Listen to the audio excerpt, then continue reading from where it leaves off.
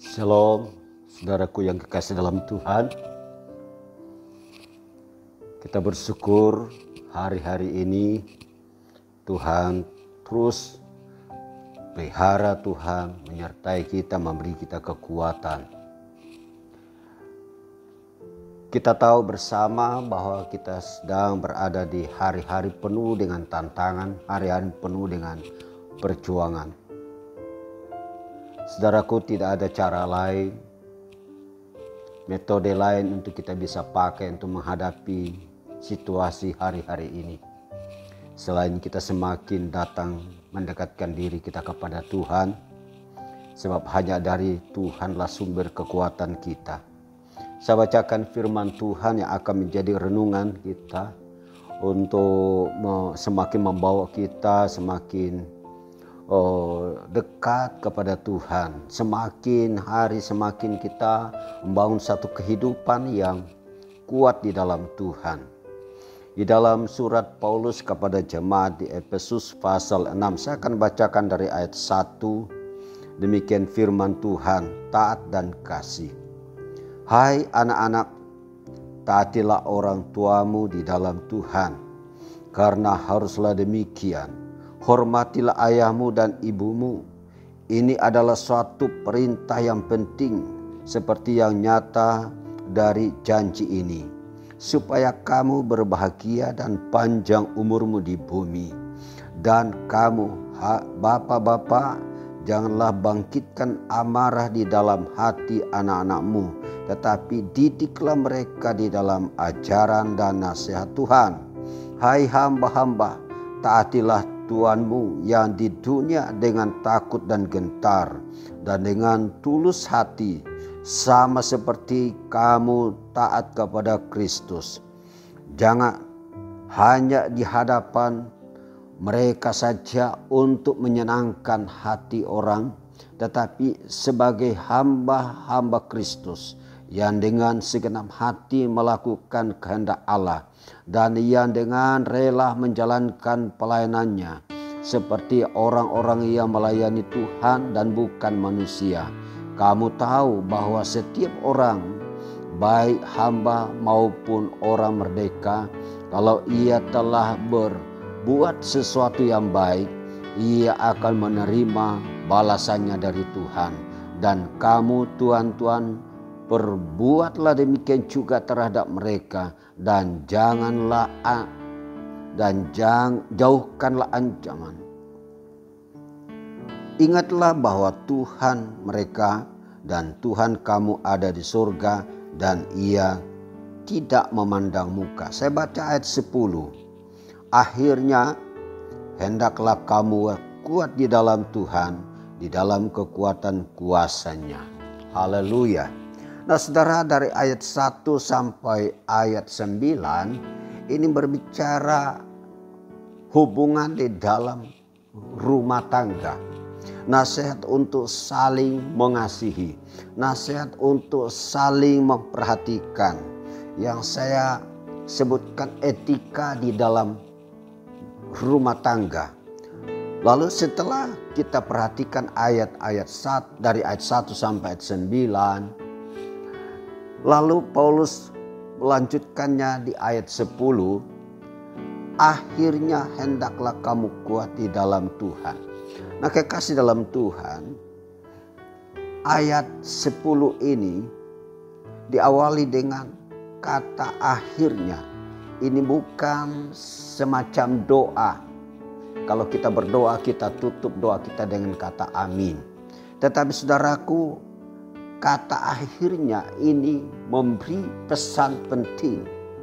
Karena ada ayat-ayat selanjutnya yang kita mesti perhatikan. Dalam ayat-ayat berikutnya dikatakan, kenakanlah seluruh perlengkapan senjata Allah supaya kamu dapat bertahan melawan tipu muslihat iblis dan seterusnya. Saudaraku, Tuhan mau setiap kita sebagai anak-anak Tuhan, umat Tuhan, kita tetap kuat di dalam Dia, kuat di dalam Tuhan. Nah sekarang pertanyaannya, bagaimana dan apa yang harus kita lakukan supaya kita tetap kuat di dalam Tuhan? Ini hal penting yang perlu kita renungkan bersama. Banyak anak-anak Tuhan berpikir bahwa mereka tidak perlu lagi bersekutu bersama. Mereka tidak perlu lagi dengarkan firman Tuhan. Karena itu hal penting yang saya ingin sampaikan untuk kita semua. Supaya kita sama-sama kuat di dalam Tuhan. Dalam menghadapi keadaan zaman ini.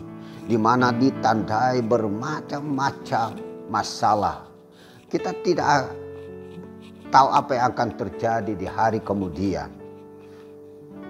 Yang jelas Alkitab katakan bahwa di hari-hari terakhir banyak hal yang akan terjadi. Mungkin saja akan jauh lebih parah, jauh lebih berat dari apa yang kita alami hari-hari ini. Nah, saudara, kita perlu mempersiapkan diri. Ayat 10, akhirnya hendaklah kamu kuat di dalam Tuhan, di dalam kekuatan kuasa-Nya. Jadi yang pertama saudara yang harus kita miliki sebagai anak Tuhan, yang harus kita lakukan dari hari ke hari, yaitu kita harus tinggal di dalam Tuhan. Ini penting sekali. Kita harus tinggal di dalam Tuhan. Itu dalam firman-Nya. Saya sudah sampaikan berkali-kali bahwa kita harus menjadi orang yang selalu lapar akan firman Tuhan. Selalu haus akan kebenaran. Firman Allah berkata, berbahagialah setiap orang yang lapar dan haus akan kebenaran, karena mereka akan dipuaskan. Jadi kalau kita merasa lapar, tentu kita butuh makan. Dan kalau kita lapar, tentu kita tidak perlu menunggu orang lain. Pasti kita akan melakukan sesuatu supaya kita bisa makan. Nah saudara, tinggal di dalam Tuhan artinya kita membangun hubungan kita dengan Tuhan.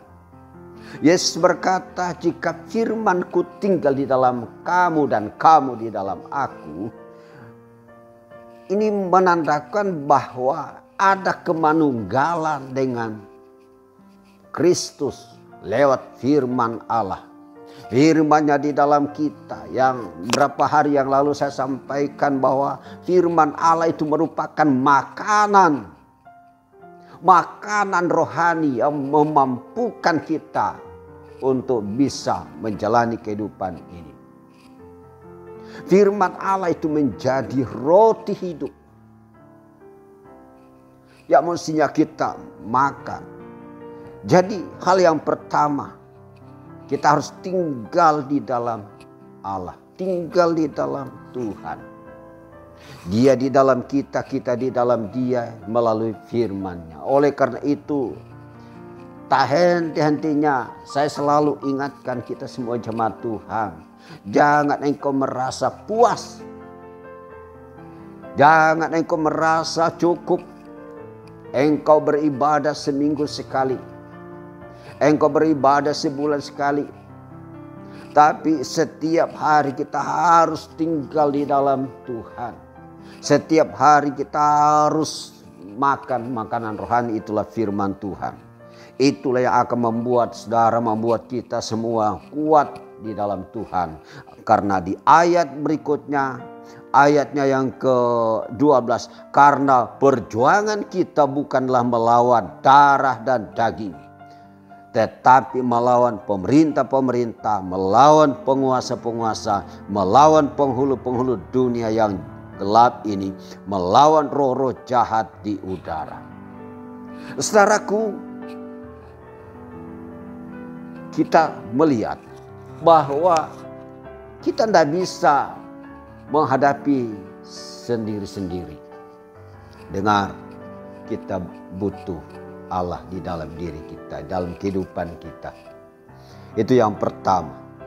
Lalu yang kedua, supaya kita kuat, maka kita harus tinggal di dalam komunitas yang sehat.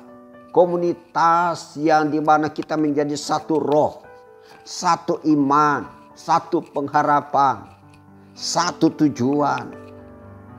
Di dalam Ibrani pasal 10 ayat ini sudah menjadi ayat terkenal.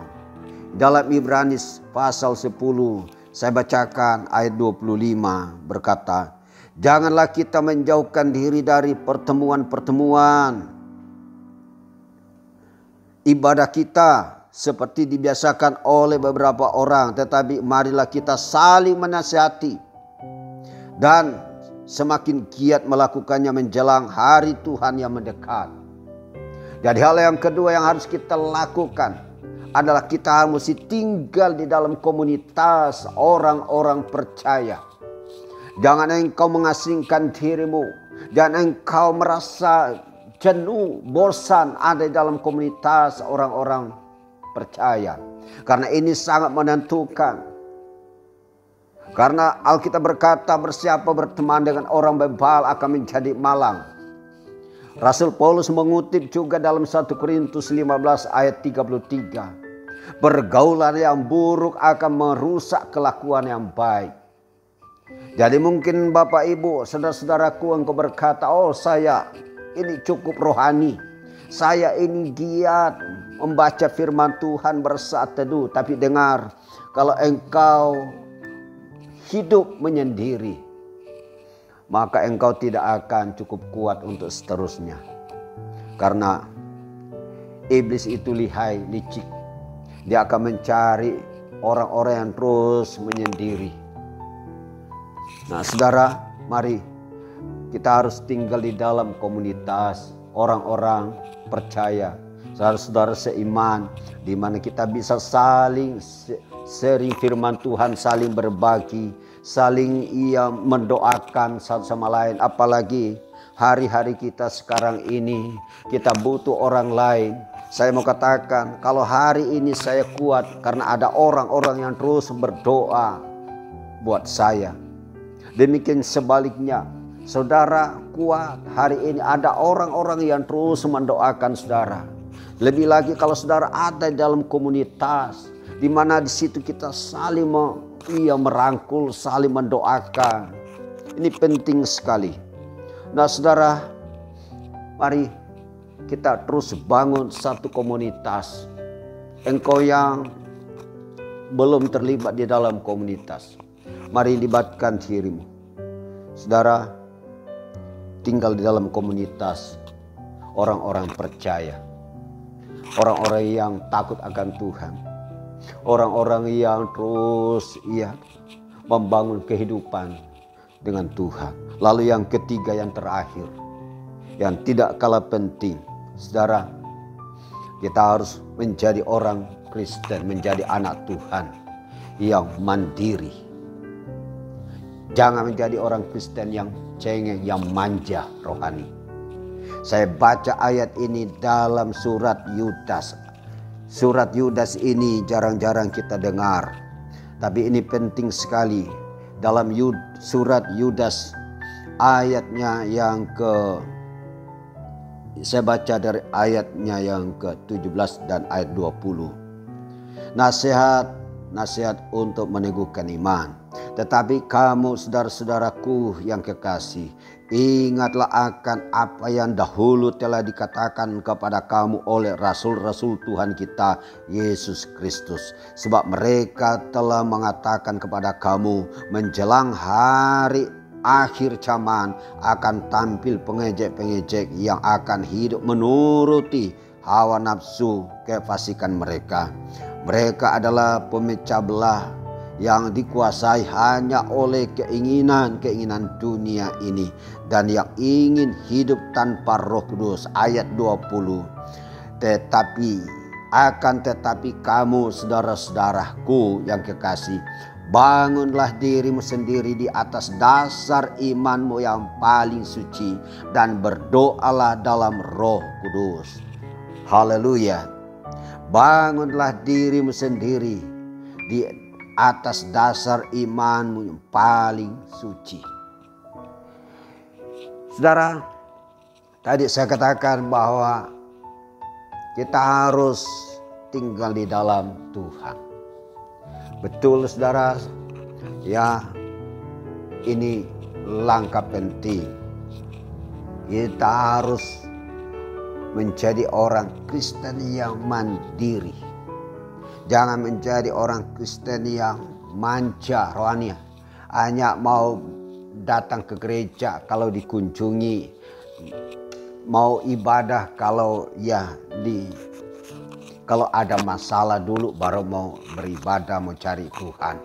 Tetapi saudaraku, dalam keadaan apapun juga, suka duka, susah senang, dalam kelimpahan atau dalam kekurangan, ada masalah atau tidak, mari kita bangun diri kita. Mari kita berkata kepada diri sendiri, hai jiwaku, carilah Tuhan. Hai jiwaku, bangkitlah. Karena ayat ini penting. Bangunlah dirimu sendiri di atas dasar iman yang paling suci dan berdoalah di dalam Roh Kudus. Haleluya. Mari kekasih dalam Tuhan, sidang jemaat Tuhan yang saya kasihi, yang saya rindukan. Mari kita masing-masing kita membangun iman di dalam Tuhan, membangun diri.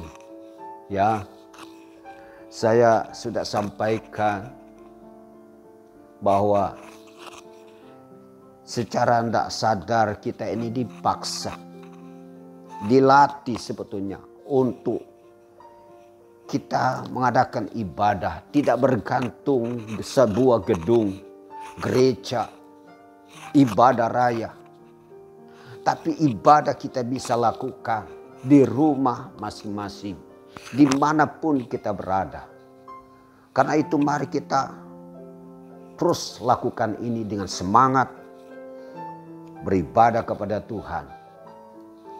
Karena saudara, orang-orang yang terus membangun kehidupan dalam Tuhan, orang-orang itulah yang akan kuat di dalam Tuhan.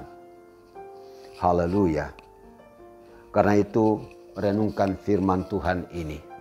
Dan saya berdoa setiap kita jemaat Tuhan, siapapun kita, mari kita semua bangun kehidupan ini di dalam Tuhan.